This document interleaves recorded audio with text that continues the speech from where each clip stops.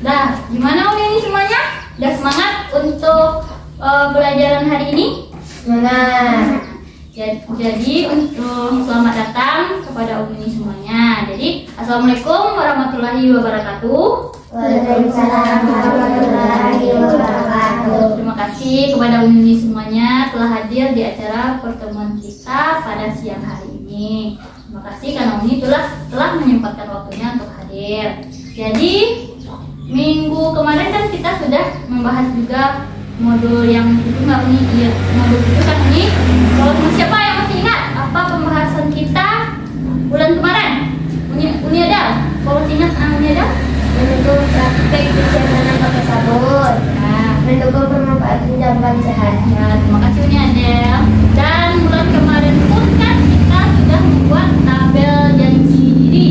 Siapa yang sudah mempraktekkan di rumah? Apakah sudah dipraktekkan Uni? Oh, terima kasih untuk Uni yang sudah mempraktekannya. Untuk Uni ini kenapa belum mempraktekkan? Membiasakan cuci tangan pakai sabun. Ya, tidak apa-apa. Yang penting tetap dilakukan ya Uni ini. Ya, nanti lama-kelamaan akan terbiasa. Jadi setiap yang kita pelajari kalau bisa dipraktekkan di rumah ya Uni ya. Habis itu untuk hari ini kita akan membahas tentang modul 8. Modul 8. Modul 8 tentang mendukung pemetaan potensi keluarga dan rencana aksi dalam pencegahan dan penanganan stunting. Di modul 8 ini ada 3 sesi. Yang pertama sesi 13, 14, dan 15. Untuk yang sekarang kita akan membahas sesi 13 tentang pemetaan kemampuan diri, keluarga, dan lingkungan sekitar. Yang ini ya. Jadi sekarang kita akan bagi menjadi 3 kelompok. Yang pertama kelompok Uni Adel. Habis itu Uni Adel sama Uni Nindi, Uni Nana sama Uni Gigi, Bapak Arya sama Bapak Habib ya. Kita akan membahas, jadi kita bagi ya jadi 3 kelompok.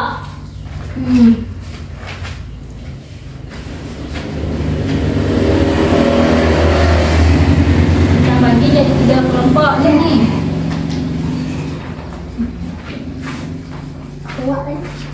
Jadi Uni bikin apa saja yang termasuk kemampuan diri dan keluarga yang dapat dimanfaatkan oleh keluarga untuk pencegahan stunting.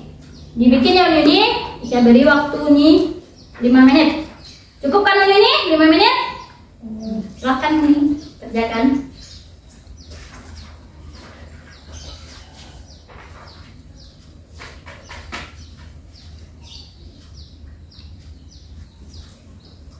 Sudah selesai Uni?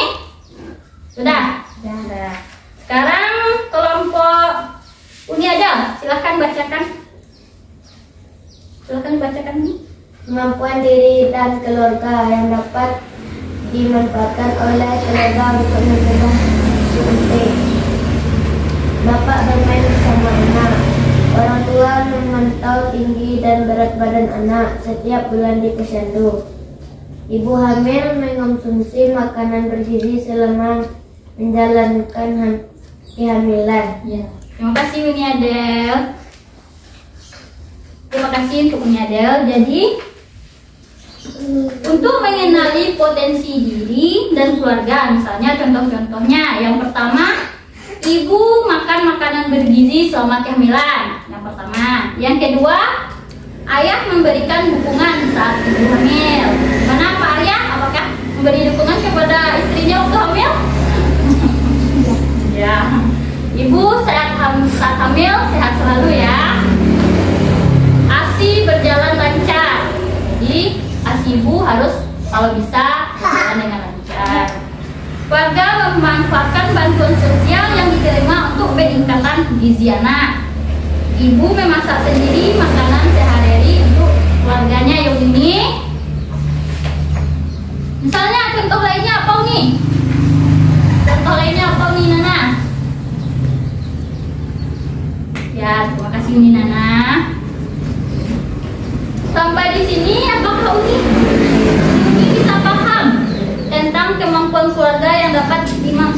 untuk pencegahan stunting. Sampai di sini, apakah sudah paham ini? Sudah paham ini? Nah, jadi sekarang kita akan membahas tabel. Di sini ada tabel yang ini ya. Kelihatan semuanya ini? Kelihatan? Jadi di tabel ini tabel pemanfaatan kemampuan diri dan keluarga. Yang pertama itu nanti coba bacakan. Uni jawabnya iya atau tidak ya Uni ya. Jadi yang pertama itu, apakah ibu sehat selama kehamilan? Iya atau tidak? Iya. Iya ya. Jadi selama kehamilan ibu harus sehat supaya bayi yang di dalam kandungan juga sehat ya Uni ya. Yang kedua, apakah ayah memberikan dukungan saat ibu hamil? Ya. Gimana Bapak Arya? Saat dia istrinya hamil, apakah memberikan dukungan? Ya. Ya. Jadi di saat ibu hamil, Bapak harus selalu memberikan dukungan supaya ibunya sehat. Yang ketiga, apakah ayah terlibat dalam pengasuhan anak selama ini? Iya. Ya. Jadi, untuk pengasuhan anak bukan hanya ibu saja, tapi ayah juga harus terlibat di dalam pengasuhan anak. Juga keluarga yang tinggal bersama, adik, kakak, orang tua kita juga terlibat dalam pengasuhan anak. Yang keempat, apakah anak sudah mendapatkan ASI eksklusif pada usia 0 sampai 6 bulan? Gimana di sini Ibu-ibu? Apakah anak-anaknya dapat ASI eksklusif dari umur baru lahir sampai dia 6 bulan? Apakah dapat? Iya atau tidak? Ya. Nah. Jadi anak-anak kita harus diberikan ASI saja selama dia berumur 0 sampai 6 bulan ya ya. Tidak boleh diberi selain ASI, harus ASI saja.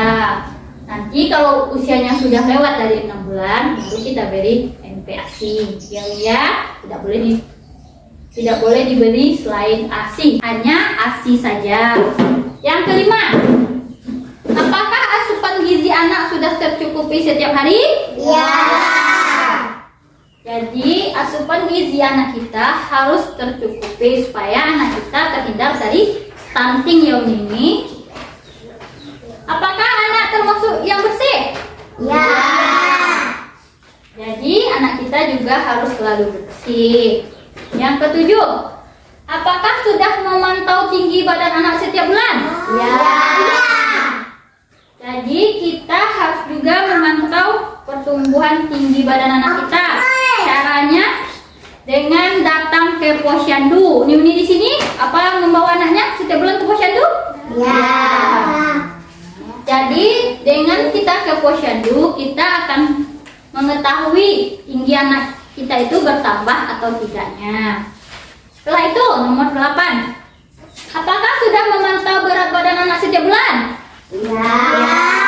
Sudah kan? Jadi ini pun bisa dilakukan di posyandu juga. Kita membawa anak kita ke posyandu, maka kita akan mengetahui berat badannya bertambah atau tidaknya. Yang ke-9, apakah orang tua sudah membiasakan bermain dengan anaknya? Sudah belum? Bermain dengan anak bisa